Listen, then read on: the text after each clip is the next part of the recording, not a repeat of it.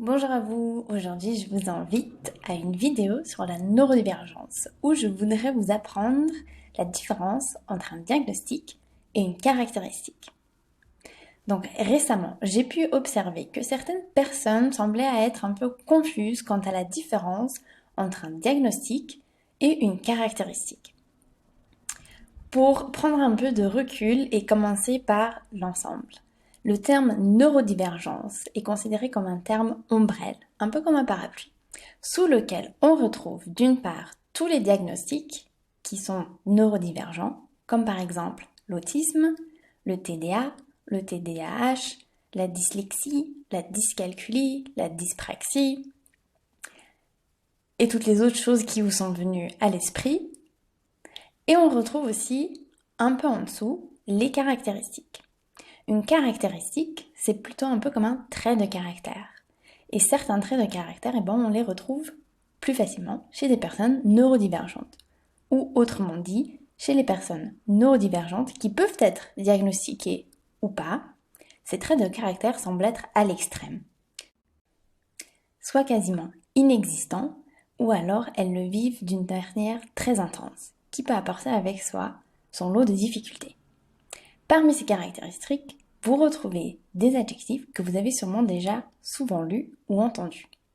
L'hypersensibilité, l'hyperempathie, l'hyperémotivité, le fait de penser avec des images ou en arborescence, le fait d'être une éponge émotionnelle, l'hyperesthésie, c'est-à-dire avoir tous ses sens, ou en tout cas certains sens, comme la vue, l'ouïe, l'odorat, le goût, le toucher, mais aussi les sens comme le sens de l'équilibre, le sens interoceptif, c'est-à-dire percevoir les informations qui viennent depuis l'intérieur de votre corps, et la proprioception, c'est-à-dire percevoir votre corps dans l'espace, qui peuvent être soit très très bas, on parle alors d'hypoesthésie, c'est-à-dire que l'intensité du stimulus doit être très haut pour que vous puissiez percevoir quelque chose.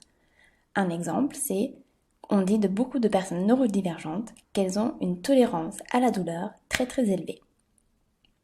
Ou alors, à l'inverse, on parle d'hyperesthésie lorsque votre seuil de tolérance il est extrêmement bas et que le moindre bruit, la moindre odeur, le moindre goût peut être très intense, voire devenir désagréable ou douloureux.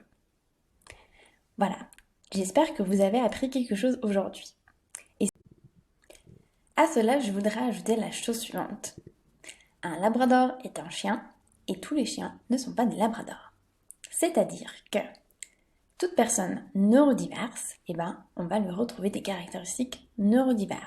C'est-à-dire que si vous n'avez jamais consulté et que, en faisant vos recherches sur Internet, en suivant des comptes Facebook ou des comptes Instagram, vous vous retrouvez dans tellement de caractéristiques qui correspondent par exemple à l'hyperesthésie, à l'hypersensibilité, à l'hyperempathie, à l'hyperémotivité.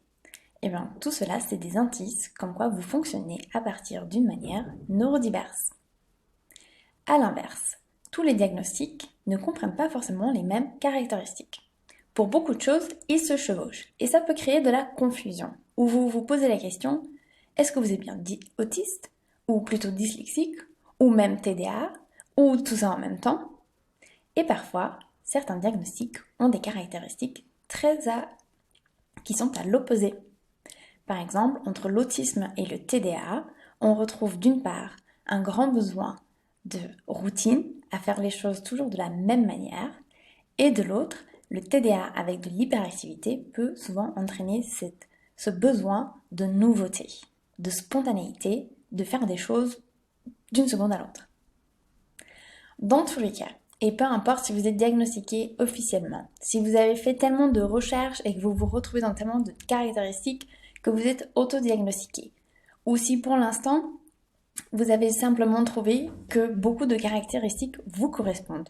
Tout cela, c'est ok. Ok. Vous êtes neurodivers et il n'y a aucun tort à cela.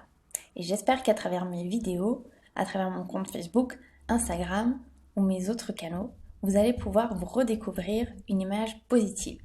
Trouver des astuces et des techniques qui vont vous permettre de mieux gérer là où vous avez encore des difficultés. Et je voudrais vous laisser aujourd'hui avec la phrase suivante. Peut-être que vous connaissez le dicton qui dit « Ne laisse pas ton diagnostic te définir ». Et bien moi j'ai envie de vous inviter à vous poser la question ou à vous répéter le mantra suivant. Et si vous ne laissiez pas vos difficultés momentanées vous définir.